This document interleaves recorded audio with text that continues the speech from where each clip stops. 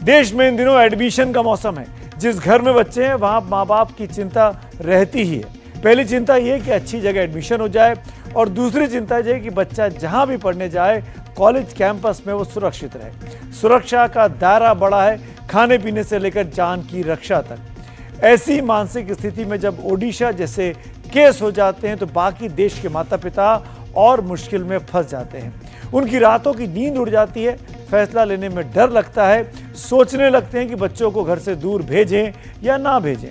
किसी भी college, university, institute में बच्चे का दाखिला हो, उस जगह में छात्र को हर दृष्टिकोण से सुरक्षित फील करना चाहिए।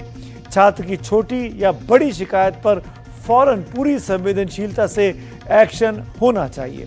जब ऐसा नहीं होता, शिकायत को सुनने समझने की प्रक्रिया से छात्र निराश होता है तो बहुत नुकसान हो जाता है। जिनके बच्चे घर से दूर हैं उन माँ बाप को भी बच्चों के प्रति ज्यादा ही संवेदनशील रहना चाहिए। उनकी हर शिकायत पर ध्यान देना चाहिए, वरना इस बात की आशंका रहती है कि कोई ऐसा दुख आ जाए जो जीवन भर साथ न छोड़े।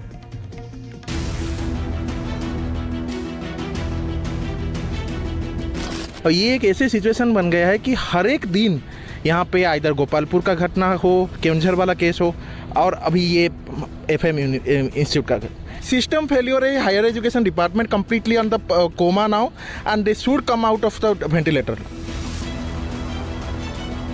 महात्मा गांधी की प्रतिमा के सामने खड़े होकर ओडिशा के छात्र ये गुहार लगा रहे हैं कि उनके राज्य का शिक्षा विभाग वेंटिलेटर से बाहर कब आएगा। बालासोर में खुद को आग लगाने वाली छात्रा पिछले 3 दिनों से भुवनेश्वर के एम्स में जिंदगी की जंग लड़ रही थी। 95% झुलस चुकी इस छात्रा ने देर रात दम तोड़ दिया। डॉक्टर लोगों ने 3 दिन से जी तोड़ मेहनत कर रहे थे। दिल्ली की एम्स की सराहना पे चिकित्सा भी हो रही थी, लेकिन हम सब मिलके भी उनको बचा नहीं पाए। ओडिशा की एक बेटी ने जिस किस्म की बलिदान दी है, इसमें जो भी इन्वॉल्व है सरकार उनके ऊपर कठोर कार्यानुष्ठान करेगी। अभी तो दोनों जेल में हैं जिसके नाम पे आई है, लेकिन जो कंप्लेन कमेटी है जो भी तदंत में जो भी सामने आएंगे उनके ऊपर कठोर कार्यानुष्ठान होगा। सरकार ने ये कहकर अपनी जिम्मेदारी पूरी कर ली कि डॉक्टरों ने इस छात्रा को बचाने के लिए जी तोड़ मेहनत की।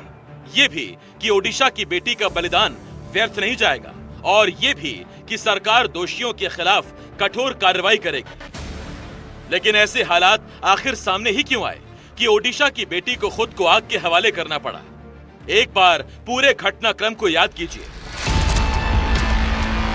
छात्रा बालासोर के फकीर मोहन कॉलेज में सेकेंड ईयर की छात्रा थी। उसने 12 जुलाई को हेड ऑफ डिपार्टमेंट के सेक्सुअल हैरेसमेंट से परेशान होकर कॉलेज कैंपस में खुद पर केरोसिन छिड़ककर आग लगा ली। घटना से पहले वो प्रिंसिपल के पास गई थी, लेकिन प्रिंसिपल ने उसे अपनी शिकायत वापस लेने को कहा था। इसके बाद उसने आत्मदाह की कोशिश की। छात्रा को पहले बालासोर जिला अस्पताल में भर्ती कराया गया। वहां से डॉक्टरों ने एम्स भुवनेश्वर रेफर कर दिया, लेकिन लड़की को बचाया नहीं जा सका।